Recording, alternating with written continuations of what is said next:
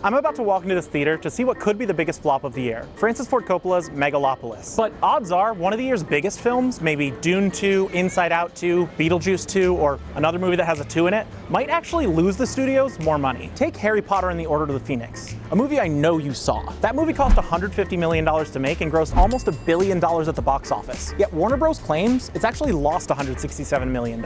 Or Star Wars Return of the Jedi, a movie that made $475 million in 1983, yet Lucasfilm, Disney, and Fox claim it has never been profitable. So what the hell is going on? How do some of the most successful movies of all time, some of which made literally billions of dollars, lose money?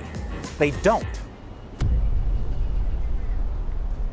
It's a practice commonly referred to as Hollywood accounting, aka the estranged brother of normie accounting, where studios deliberately use creative accounting techniques to get out of paying the artists that worked on their films, making it look like almost all movies are losses. In the old days of Hollywood, actors could negotiate gross pay, meaning they'd get a portion of the revenues no matter how the film did. Some actors could command huge paydays. Warren Beatty was able to negotiate 40% for himself on Bonnie and Clyde because Warner Bros. Thought that the movie was going to be a flop. Unfortunately for Warner Bros., it made $70 million, and Warren Beatty took home an estimated $28 million, leading studios to start taking a little bit of a closer look at their contracts.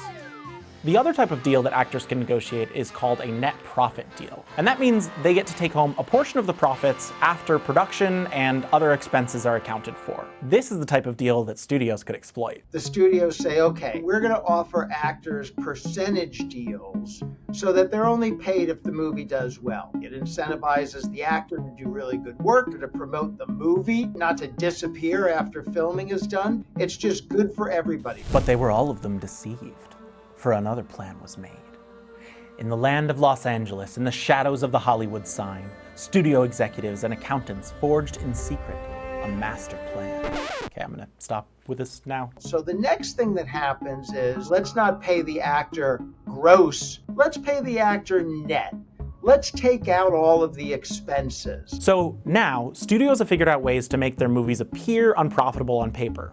Because if there's one thing studios hate more than a box office flop, it's a box office success they have to share. A lot of what we know about the practice of Hollywood accounting came out in the lawsuit Buchwald versus Paramount, where in 1990, Art Buchwald, who had written a script eerily similar to 1988's Coming to America, sued Paramount for stealing his concept. During the court proceedings, a lot of the insane ways that studios keep their books came to light. But how does Hollywood accounting actually work? Who does it hurt? And do any movies make money? To find out, we're gonna make a movie. And to do so, I'm gonna take on a role that some have called the most creative people in Hollywood.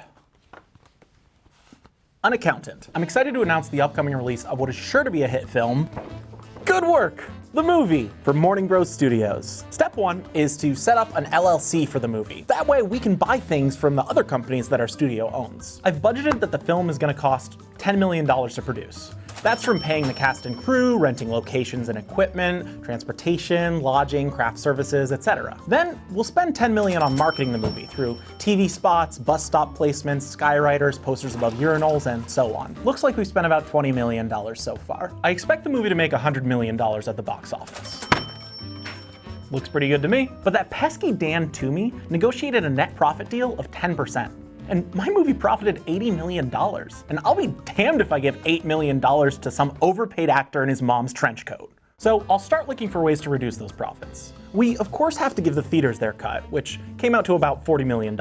And boy, did we go through a lot of paper cups on that set. I'd better set up a shell company that sells paper cups to ourselves at a reasonable markup. $15 million seems fair for a few thousand cups. And that brings us to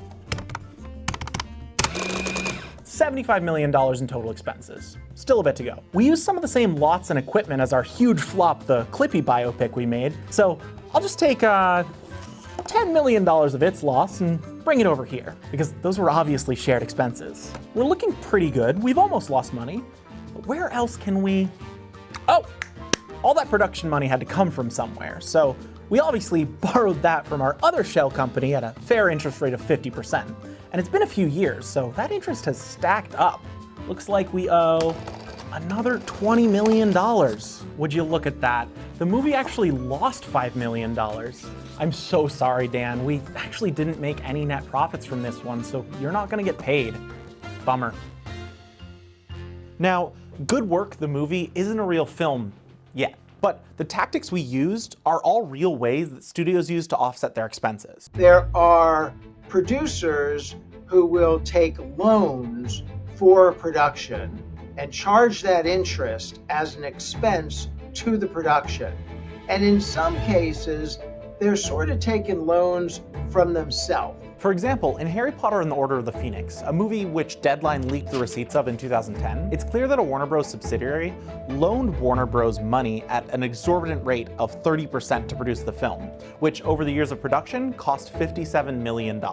This doesn't just hurt Dan Toomey and our fake little movie. Hollywood accounting has materially affected tons of real people. To name a few of the more prominent examples, Winston Groom, the author of the novel Forrest Gump, was promised 3% of the net profits of the movie adaptation. The film grossed over $700 million at the box office and won the Oscar for Best Picture, but Winston was never granted a dime of the profits. Thankfully, he was able to receive some undisclosed amount after threatening to sue. The Tolkien estate never got their 7.5% of the profits from the Lord of the Rings franchise, a series that generated an estimated $6 billion in revenue. And according to John Cusack, he hasn't gotten any of his promised profits from his role in the generational hit Say Anything. Cusack claims that Fox says the film cost $16 million to make, and yet somehow lost $44 million in the 35 years since its release. Things have gotten even tougher in the era of streaming. Previously, actors could occasionally make some money on the back end if a film performed exceptionally well, or they would get residuals when TV shows they were in went into syndication. But Netflix movies almost never go to theaters, and streaming shows don't generally get syndicated. Some streamers are toying with the concept of performance-based paydays to reward the talent on their most successful movies and shows,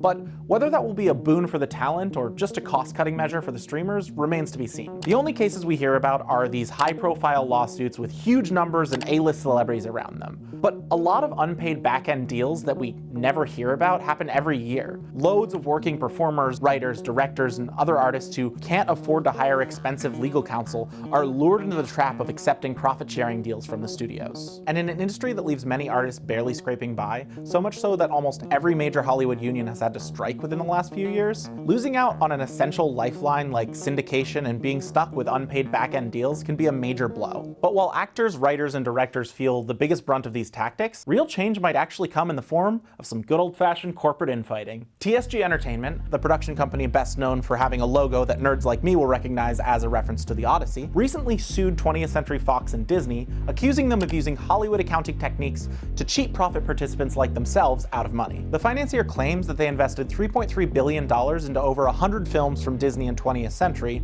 who in turn shorted them out of hundreds of millions of dollars. Their deal states that TSG would co-finance the production and marketing costs in exchange for a share of the defined gross receipts. As a result of the unpaid royalties, TSG had to borrow money to meet their funding obligations for the third highest grossing film of all time, Avatar: The Way of Water, aka the one with the whales and the immortality and the character who can literally commune with God, but we're gonna downplay that and save it for the third movie. And in doing so, they greatly reduced their share of the film's gross and entitled 20th Century to some of their profits. Unfortunately for us, the lawsuit was settled out of court, as many of these are, so we'll never know what agreement the two companies came to. But if there are more lawsuits like this from financiers, studios, or bitter actors who happen to have the profile and the money to take on the case, maybe someday the tactics will be laid bare and brought to rest. The thing is, what these studios are doing is generally perfectly legal. For now, it's on the talent and their agents to make sure their contracts are airtight before they sign onto projects. Maybe someday these accounting loopholes will be closed, but only time will tell.